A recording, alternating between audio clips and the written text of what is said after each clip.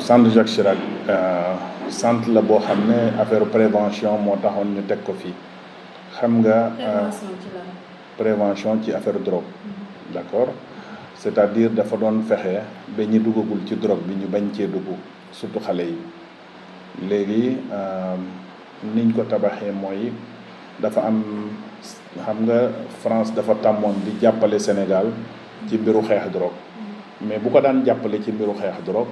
dafa daan rek jënd matériel boo xam ne pour policiers yi la parce que à l'époque dañ defoon ni policiers yi rek ñoom ñoo waroon na mën a yëngu ci biir xeex drogue boobu ba tey sax am na ñoo xam ne seen xel loolu la jàpp. alors mu am fi benn dame bu mag boo xam ne mu ngi tuddoon madame Louise Avon moom bi France waree appuyer Sénégal ci xeex drogue boobu dafa dem au lieu mu jël xaalis bi jënd ko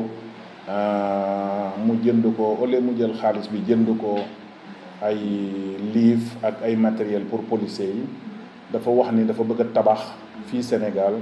benn salle boo xam ne jeunes yi danañ fay daje di waxtaan lii nga xam ne mooy drogue. alors bu mu ko defee mu waxtaan ak Jacques Bignicourt bi nga xam ne moom moo yoroon ENDA moom moo nekkoon vraiment borom ENDA moom tam mu nekk ancien coopérant léegi bi mu ci waxtaanee ak Jacques Bignicourt ne ko centre boobu nga bëgg a teg man am nañu ay jeunes yoo xam ne ñun ñu ngi liggéey ak ñoom ñu ngi dans la banlieue dakaroise booba effectivement amoon na benn réseau d'association boo xam ne ñu ngi doon liggéey ak ENDA ak différentes sections ENDA yi ñu ngi doon liggéey ak ENDA Ecopole ñu ngi doon liggéey ak ENDA santé mais aussi ñu ngi doon liggéey ak ENDA jeunesse action. alors on était presque une centaine d'associations yoo xam ne dañ daan liggéey ak ñoom ñu fi doon dem Mali di fi doon dem partout ci ay chantiers. je pense que on a beaucoup discuté ci ay concepts mais le concept je crois de ADQ fa la jógee mooy association de développement de quartier. parce que tu sais à l'époque ay ASC rek moo amoon. après petit à petit les gens ont dit que ASC yi c'était surtout année yi nga xam ne mooy année yi Abdou Diouf di wax ne moyen d'État comme il y avait moyen d'État il y avait plus de problèmes dans les quartiers et l'État n'était pas là dans les quartiers pour soutenir les populations en tout cas pour régler les problèmes des populations. les populations ont trouvé le besoin ñu organiser wu pour que ñu mën a fajal seen bopp seen ay problèmes ñu former ay association je pense que association de développement de quartier yu bari ci loolu la ñu juddoo. alors bi ñu ko defee madame Avon ñëw fii ak Jacques Bignicourt ñu taseeg ñoom fii Wakhinane benn centre bu ñu tuddee AGW bi ñu fa tasee ñu waxtaan mais bi ñu waxtaanee ñun ñu ni madame Avon li nga bëgg a def c'est très noble mais ñun dañu yaakaar ni teg fi salle rek di def noonu ay activités ñu góor yi di xale yi di daje di waxtaan doyul parce que booba amoon nañu ñoo xam ne xamoon nañu quand même problème yi nga xam ne moom la jeunesse su Pikine jeunesse su Thiaroye jeunesse su en tout cas yi dëkkoon fii ci banlieue bi doon jànkonteel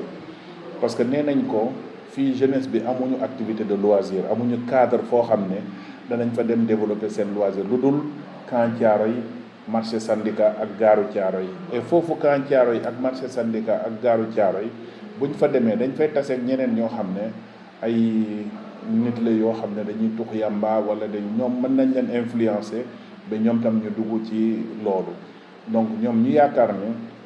suñuy tabax centre bi dañ fi war a teg ay aménager ay activités yoo xam ne lu mel ni sport lu mel ni culture mu accompagner lii nga xam ne mooy li ñu bëggoon def fii ci centre bi. alors madame Avon ne leen mu ni ñu amul xaalis bu doy pour mën a def loolu alors bi mu ko waxee ñu daal di jël jeunes yi nga xam ne ñoo nekk ci quartier yi boole leen ci projet bi jeunes yi d'accord pour ñuy liggéey te kenn du leen fay je pense que loolu aussi am na solo donc boo xoolee centre bi population yi am nañ ci wàll service coopération am na ci wàll état Sénégal am na ci wàll. alors biñ ko waxtaanee ba ñu waxtaan ci ak Djiboka d'accord jox ñu espace bii nga xam ne mooy espace police bi alors bi mu ñu ko joxee comme police moom amoon na wàll bu rëy ci xeex drogue bi ndax ministre de l'intérieur mooy président commission nationale de lutte contre la drogue directeur police judiciaire moo nekkoon secrétaire exécutif commission bi donc ñoom ñu impliqué leen ci processus bi donc bi ñu demee ba centre bi taxaw ñu teg benn comité directeur boo xam ne benn comité de gestion boo xam ne ñetti association yi desoon ci ñi doon liggéey ci mise en place centre parce que ñeneen ñi ñëpp comme amuñu woon fu ñu ko tabax affaire bi dafa yàgg ci waxtaan yi mu am ñu bari ñoo xam ne dañu découragé woon bàyyi. 99 la war a parce que je pense centre bi ñu ngi ko créé en 95 96. d'accord alors bi ñu ko waxee président Diouf mu ne ñu non du ngeen bàyyi maintenant est-ce que duñu changer statut organisation bi nga xam ne mooy gérer centre bi mu ne au lieu ngeen continuer nekk comité de gestion boo xam ne day am waa état am waa su communautaire yi da ngeen di nekk fondation wala ngeen nekk ONG xool leen ci ñaar yooyu ban moo leen ci gënal. bon ñun pour ñun fondation dafa diis on a dit ONG la ñu bëgg a nekk mënuñu donc léegi danaa leen boole Aminata Mbengue Ndiaye pour mu dimbali leen ngeen nekk ONG mais bi muy boolee ak moom ñu liggéey ba nekk ONG mu ne léegi comme nekk ngeen ONG waa état amatuñu fi dara lu ñuy def nañu génn centre bi donc ca la ñu génnee waa ministère de l'intérieur yi nekkoon fi ci centre bi ñu signé ñun ak état du Sénégal ONG bi mu ngi tudd ONG association pour la promotion du centre de sensibilisation et d'information sur les drogues Jacques Chirac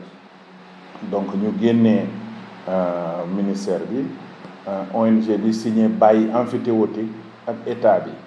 pour dire que léegi ONG bi mooy gérer centre bi et que terrain bi comme état bi moo ko moom dañuy signé bàyyi emphytéotique boobu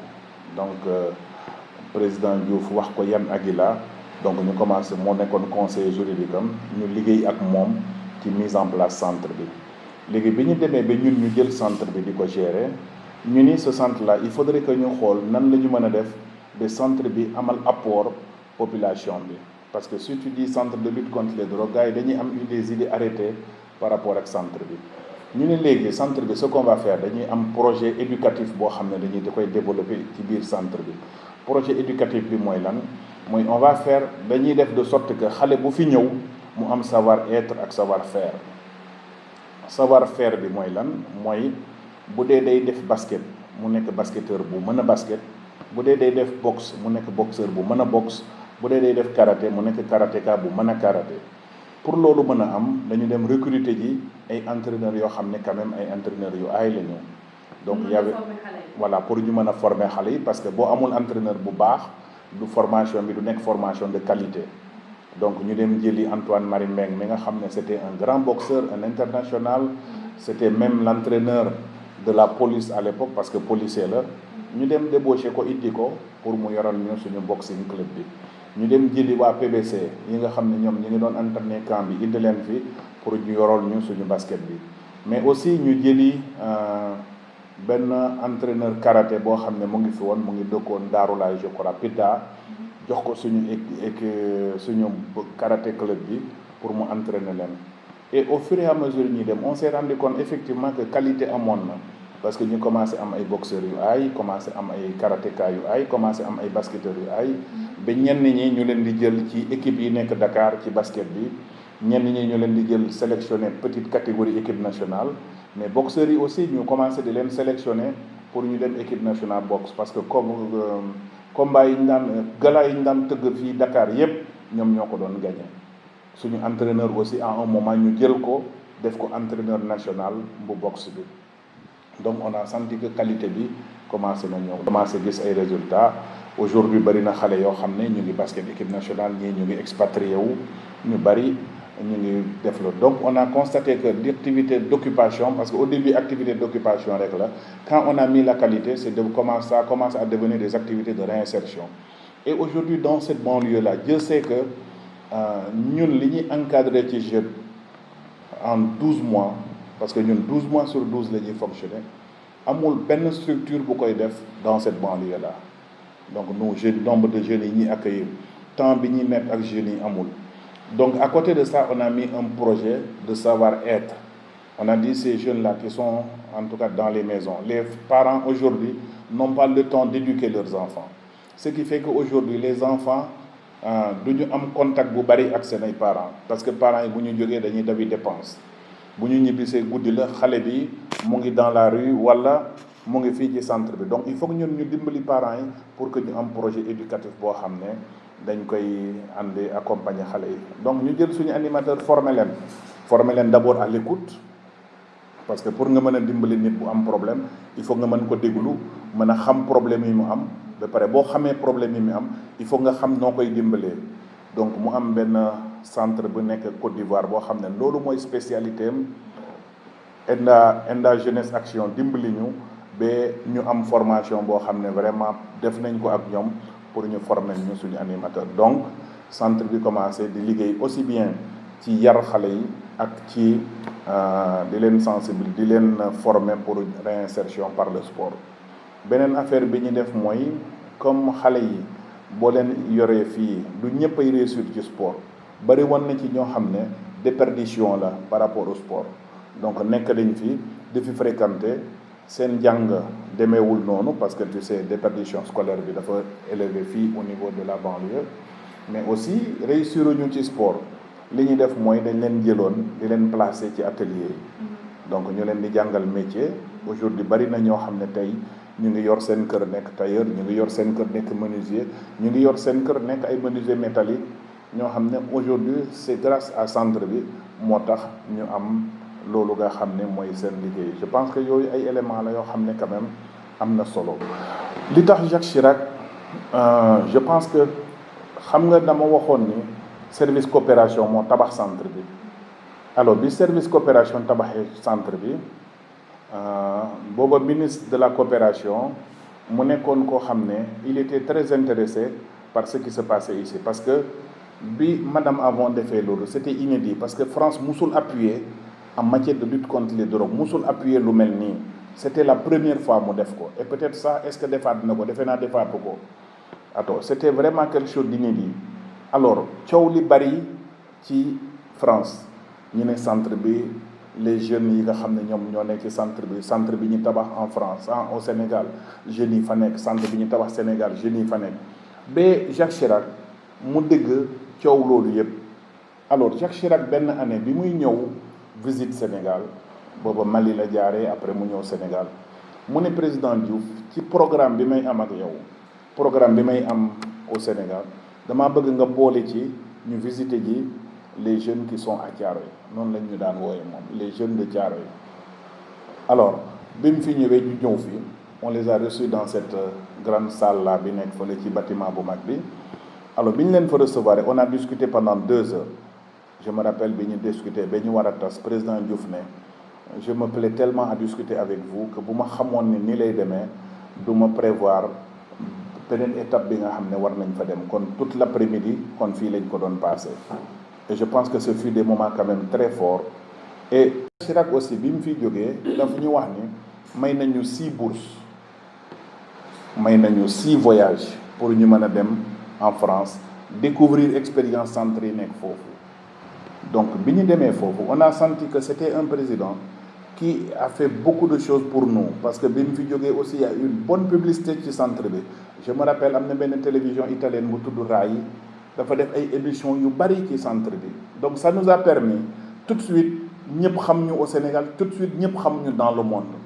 On a dit maintenant peut-être que pour lui récompenser, peut-être que pour lui remercier dañ koy tuddee centre bi. Donc bi ñu demee ci Abdou Diouf moom lañ ko jëkk wax, ñu ne ko ñun daal dañu am envie tuddee Jacques Chirac centre bi. mu ne ñu moom awma ci benn problème, c'est mon ami, donc bu ngeen ko tuddee centre bi je serai très content que ngeen tuddee ko centre bi. Alors bi ñu demee ci voyage boobu ñu invité woon, les gens lui ont proposé, mu ne ñu bu dee ngeen tuddee centre bi sama tur du leen indil gàllankoor tuddee leen ko, mais bu dee da leen di indil gàllankoor c'est pas la peine, parce que man politicien la, c'est pas évident que bu ngeen ko tuddee man Jacques Chirac seen population danañ ko am une bonne réception de ce nom là. C'est pas évident aussi, comme damay politique sama ñii nga xam ne mooy opposition bi peut-être qu'ils vont profiter de ça pour am luñ ci wax, mais si vous pensez vraiment que du am problème tuddee leen ba ko, mais bu ngeen ma koy tuddee da ngeen may boole ak Fodé Silla ñu nekk parrain wu centre bi. Fodé Silla à l'époque c'était le président de SOS Racisme. Alors même ko defee il a appelé Fodé ñu discuter ci départ, après il a accepté ñu tuddee ko. Donc noonu la turu Jacques Chirac bi ñëwee, parce que il a fait beaucoup de choses pour nous, ñu tuddee ko ko, parce que aussi service coopération moo ko tabax, et après le service de coopération nous a donné des bourses pour ñu dem jàngi parce que bi ñu fi doon discuter je me rappelle que man sax maa ngi doon parole wax loolu ma ne leen nous on est dans un domaine où on n'a aucune maîtrise donc dañoo jékki-jékki rek ñu parachuté ñu nii ci centre bi et ni ñu gisee affaire bi di dem ni centre bi c'est un maillon très important ci li mu war ci en tout cas ci lutte contre les drogues bi ni mu war a tëddee waxuma la Sénégal mais en Afrique même par conséquent nous pensons que vraiment war nañu am formation pour mën a jouer suñu rôle bi je pense qu'il faudrait que ñu may ñu ay bourses pour ñu dem kii moi je me rappelle bi ma ko waxee dafa Adja Aram Ndiène dafa ree ba ci suuf mu naan dama dégg ko mu naan xale yi nu ñu muusee parce que pour moom nous on était en train de chercher alors qu'en réalité ce que nous on cherchait c'était de dire que nous sommes dans un domaine que nous ne maîtrisons pas pour pouvoir bien faire le travail il faut vraiment une formation parce que man mooy sama principe lu ma mënul mënuma ko lu ma mën ma doog ko def mais lu ma mënul boo ma ko bëggee def loo damay ne mënuma parce que am naa mandute gu toll ni lu ma xamul xaw ma ko lu ma mënul mënuma ko par conséquent si on veut bu dee dañu bëgg man ma intervenir correctement ci domaine boobu il faut que ñu defal ma formation mais pour ñu defal ma formation il faut que ñu mettre ma dans des cadres d'apprentissage métti na trop vraiment métti na trop parce que da ngay am ay nit yoo xam ne dañ fiy liggéey nga war leen fay c'est pas évident nga am loo leen di fayee donc il faut tout le temps être sur des projets da ngay mel ni rëbbkat xam nga rëbbkat koo xam ne day dem ci àll bi mu ne moo damay rëbbi donc il faut que soit il faut nga vigilant tout de suite di seetlu pour nga mën gis gibier rek mën a tirer être adroit pour mën a jam gibier bi je pense que à peu près loolu la parce que il faut tout le temps ngay mën a d'abord déceler projets yi di gis projets yi fu ñu am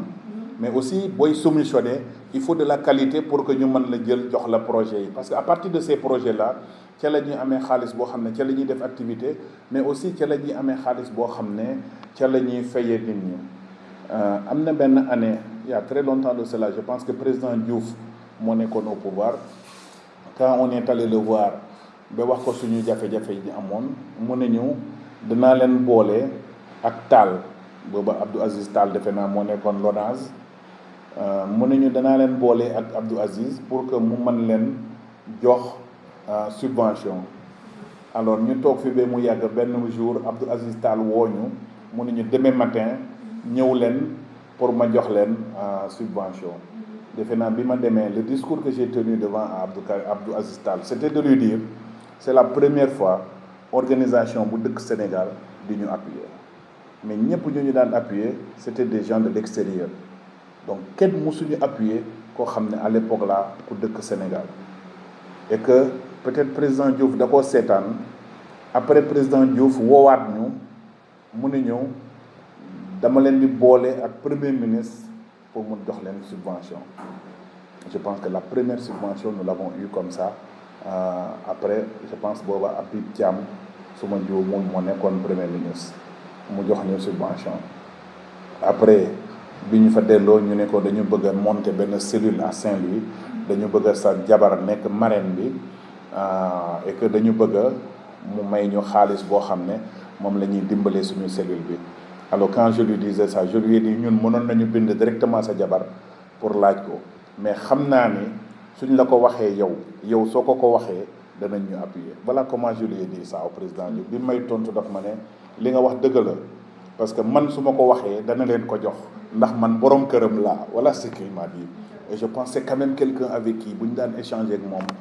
dañ demoon bi am familiarité vraiment ci échanger benn jour bi ñuy gunge ñu ñëw c'était la première femme mu ne ma Abdoulaye Abdoudou Abdourahmane mu ne ma mais ñoo bokk tur ma ne ko waaye ñoo bokk tur mais gars yi dañ koy daggate rek mu ne ba tu as raison voilà c'est pour vous dire un peu familiarité bi ñu demoon mais malheureusement bon après bi mu daanoo on a eu beaucoup de problèmes parce qu'avec Wade on a eu qu'une seule subvention avec Macky on a eu aucune subvention avec la mairie de Pikine moom je pense que ils n'ont pas compris beaucoup de choses parce que ils pensent que ONG mairie du ko appuyer alors que en fait le travail que nous sommes en train de faire c'est le travail que la mairie devait faire boo demee en Europe ce sont les mairies qui s'occupent des jeunes c'est un devoir pour eux de s'occuper des jeunes parce que ci en tout cas compétence transférée yi la si maintenant quelqu'un est en train de le faire pour toi je pense que la moindre des choses c'est de lui compenser loolu nga xam ne moo koy def par des subventions mais je pense pas que mairie dinañ ñuy jox subvention alors que ñun parfois il nous arrive d'être dans des projets yoo xam ne on est obligé d'amener la mairie et parfois on amène la mairie de Pikine et que après ñoom dañuy bénéficier wu ci projet yooyu. Je pense que c'est un peu ça le problème. Le grand problème qu'on a, c'est d'abord de trouver des moyens pour le financement. Je pense que bi ñuy mettre en place GRADES au début bi ñu ñëwee di def assemblée générale, j'ai dit tout de suite aux gens man GRADES du ma ci jël benn poste parce que tous les projets que j'avais finissaient cette année en 2020. Donc pour man c'est une période boo xam ne période de transition la où tu passes de projets yi nga xam ne amoon nga ko à un moment où tu n'as pas de projet et il faut se battre pour trouver ces projets-là. Donc si tu prends un poste wala yooyu tu risques de ne pas t'occuper de ce poste-là parce qu'il faut aller se battre pour trouver des projets. Je pense que ça aussi c'est fatigant. Ça defe naa stratégie bi ñu jëkk utiliser mooy d'abord j'ai dit même bu ñu amul lu ñu fay nit ñi au moins centre bi li ko fonctionné loo dañ koy war a am toujours ñu teg fi ay activités yoo xam ne activités li ñu leen tuddee activité génératrice de revenu mooy salle bi dañ koy louer mooy atelier menuiserie bi dañ ko louer mooy télécentre bi dañ koy louer. Loolu au moins boo xoolee loolu li muy rapporter au moins mën na fay internet bi mën na fay téléphone bi mais aussi mën na fay courant bi nga xam ne moom la ñuy fonctionner. Je pense que loolu mooy première partie bi nga xam ne c'est le fonctionnement moom la ñuy def. Mën na fay aussi gardien bi mën na fay femme de ménage bi parce que c'est ça en fait mooy rubrique fonctionnement yi nga xam ne moom la ñu am. Beneen affaire bi mooy il faut se battre pour trouver des projets yoo xam ne day jël en charge personnel. Donc on a un projet avec le Fonds mondial donc dans le cadre d'abord avec la Banque mondiale la ñu amoon projet boobu bi ñu jeexee on a eu avec le Fonds mondial round 9 bi boobu bu mu jeexee on a eu le NMF 1 et maintenant on est au NMF 2. On est en train de se battre maintenant pour pouvoir avoir le NMF 3. Je pense que yooyu quand même c'est des projets importants. Beneen affaire bi nga xam ne aussi am nañ ko mooy projet la ñu am ak ay américains ñu tudd 4K. Donc c'est des gens avec qui on collabore pour mettre en place des coalitions communautaires ici au Sénégal. Donc c'est un projet sur lequel nous sommes. Sànq bi nga ñëwee tu as trouvé qu'on était en visioconférence avec eux parce que effectivement ñu ngi ci benn atelier de formation boo xam ne c'est la suite des formations yi nga xam ne moom la ñuy defal leaders yi. Donc c'est le mid-year training comme ils l'appellent. C'est des formations qui ont eu lieu tous les ans au mois de juillet. Alors dañ ñu daan invité pour ñu dem États-Unis participer ci formation yooyu mais avec le Covid cette année chacun est dans sa localité dans son pays mais visioconférence la ñuy def foofu ci loolu nga xam ne mooy activités yi visioconférence la donc ca lañ doon def nii donc c'est avec des gens c'est des gens yoo xam ne aussi ils nous aident à mettre un peu dans le panier de la prise en charge du personnel. Donc boo dajalee projet yooyu da ngay am prise en charge ressources humaines yoo xam ne ça te permet quand même à la fin du mois de pouvoir payer les gens par rapport à mais amuñu subvention boo xam ne ça nous permet de prendre en charge les ressources humaines là. Mais il faut se battre tout le temps pour trouver des projets et quand tu négocies les projets il faut se battre tout le temps pour que ñu jël en charge ressources humaines yi. waaw dañu fay former ay xale en tout cas objectif départ bi c'était ça dañ fay former ay xale. Alors c'était avec le service de coopération que nous avons eu ces projets-là mais atelier menuiserie bi c'est avec la région Île-de-France parce que ki nga xam ne mooy président région Île-de-France bi mu fi ñëwee dafa ñëw visiter ñu tàgguwuñu sax dañu jékki-jékki rek dëgg ay motards yi ñëw bi ñu génnee ñu ne ñëw président de région Île-de-France moo ñëw parce que moom tam dafa dégg ñuy wax centre bi mu bëgg a visiter centre bi. Alors bi mu ñëwee bi ñu ko doon visiter au centre bi ñu ko doon présenter aussi suñu approche on lui avait dit que parmi les jeunes que nous accueillons il y avait une bonne partie qui était une déperdition scolaire dañ leen di accueillir fii suñu activité sportive yi mais ils grandissent après ils vont ni à l'école ils n'ont pas de métier. Nous les plaçons dans les ateliers et le service de coopération nous avait appuyé pour que ñu placer leen atelier ci métier yi mënuñu ban métier ngeen ci gën a placer ñu ne ko atelier menuiserie mënuñu est-ce que ku leen appuyer atelier menuiserie pour que ngeen installer ko fii ci centre bi ça vous arrangerait comme ça peut-être vous allez prendre beaucoup plus de jeunes ñu ne ko effectivement donc quand il est parti il nous est revenu on a échangé ak service technique am bi ñu financé ñu pour mettre en place atelier menuiserie bi mais atelier menuiserie bi ñu ko financé je faisais partie de ceux qui ont pensé parce que xam nga loo gis rek pexe la boo amee pexe rek di nga ko mën a maintenir parce que bu ñu ko defoon atelier de formation ñu jël benn maître menuisier di ko fay pour mu former xale yi bés bu subvention bi jeexee projet bi day taxaw waaw ma ni léegi au lieu ñuy def loolu du ñu def loolu comme jënd nañu ay machine tabax nañu local dañuy ut benn nit boo xam ne mu ngi ci quartier yi di def menuiserie ñu ñëw loué ko buñ ko loué en contrepartie dañ koy wax ne ñun au lieu ñu loué suñu machine ak yëpp à 200 000 dañ la koy loué 100 000 ça veut dire que chaque mois yow am nga économie de 100 000 francs boo xam ne ñun suñu contribution la pour sa fonctionnement atelier menuiserie léegi en contrepartie yow da nga ñuy jëlal xale yi nga xam ne ñun dañu bëgg nga former leen donc ci schéma boobu lañ demee et ce schéma là moo tax atelier bi ba léegi day continuer te ñun suñu xaalis du ci dem parce que bu ñu doon fay nit pour mu former xale yi bés bu ñu amatul luñ ko fay dafay bàyyi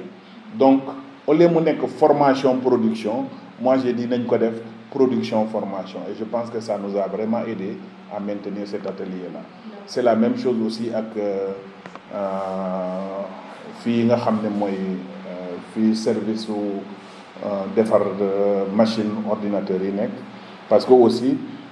ministère de l'intérieur moo ñu appuyé woon ñu am fa benn télécentre mais bi télécentre yi demee ba fonctionner tuñu xam nga télécentre léegi dafa dem ba amatul njëriñ parce que dootoo am client ñu jël ko loué ko boo xam ne dafay entretien dafay defar ay machine donc mu nekk location aussi boo xam ne dañ ciy am recette et que comme ni ma la ko waxee au début recette yooyu ak recette salle bi location bi moo ñuy permettre ñu mën a fay fonctionnement bi mooy courant bi mooy femme de ménage bi mooy gardien bi mais aussi mooy internet bi ak téléphone bi non mairie man je me rappelle pas mairie en tout cas appuyé ñu mairie yi duñ ñu appuyé mairie de la ville appuyé wuñu mairie Djiddah Thiaroye Kao mi nga xam ne ñun ci biir ci foofu lañ ne appuyé wuñu mairie Thiaroye yi appuyé wuñu mais quand même am nañu activité yoo xam ne mais ça c'était pas dans le cadre du centre activité yi ñu doon def ci festival Thiaroye 44 bi maire Thiaroye quand même daanañu appuyer financièrement moralement vraiment ci loolu parce que quand même c'est quelqu'un boo xam ne il a tenu vraiment à ce que loolu am et il nous a beaucoup soutenu ci loolu nga xam ne mooy projet Thiaroye 44 boobu mais c'était pas dans le cadre du centre maintenant dans le cadre du centre effectivement amuñu appui mairie une quelconque mairie amul benn mairie bu ñu autorité yi bu message bi ma leen di lancer mooy il faut que ñoom ñu gën a rapproché wu pour xam lan la centre bi di def parce que en réalité comme tu l'as dit centre bi am na njëriñ bu bari fii ndax am na famille yu bari yoo xam ne dimbali nañ leen parce que seen ay doom dañuy jëfandiku drogue ñu dimbali leen ba ñu génn ci muy benn bari na famille yoo xam ne seen doom jëfandikuwuñu drogue mais quand même dañu xawoon a jàdd dimbali nañ leen ba ñu dellu seen place mais surtout bëri na fi xale yoo xam ne ñun dañ leen di occuper sainement comme niñ ko waxee di leen may ñuy basket fii di leen may ñuy boxe fii te buñ doon lim tey xale yi nga xam ne jógee nañ fi réinséré wu par le sport je pense que dinañ xam ni li ñu dimbali ci ay xale bari na tey famille yu bari dans cette banlieue là ces gosses là ñoo réussir par le sport de pare di yor seen famille yooyu plus d'une centaine xale yi bari nañu trop ñoo xam ne dañuy dem Espagne ñi dem États-Unis ñi dem France ñi dem fu ne aujourd'hui c'est à cause du centre moo tax ñu am capacité boobu ba mën a dimbali centre bi mën a dimbali seen njaboot mais beneen affaire bi mooy gis nga ñun en terme de service offert en terme de temps de contact bi ñuy am ak xale yi amul benn organisation bu ko am fii dans la banlieue ak xale yi alors que am na ñoo xam ne dañ leen di subventionner j'ai rien contre ñu subventionner par exemple ku mel ni AS Pikine mais AS Pikine ak ñun je pense que c'est totalement différent AS Pikine ñu ngi koy jox xaalis bu bari par exemple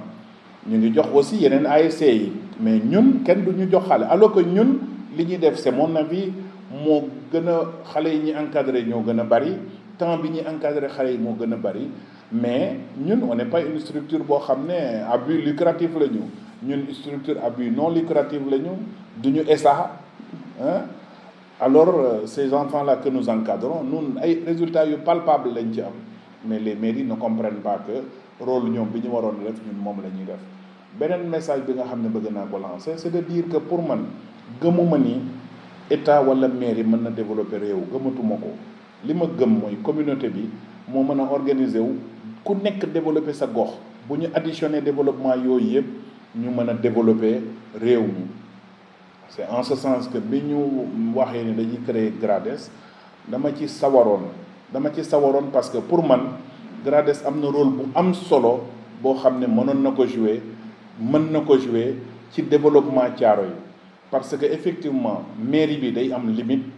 yeneen association prise individuellement dañuy am limite et que GRADES moo nekkoon association bi nga xam ne polariser na tout Thiaroye autour de lui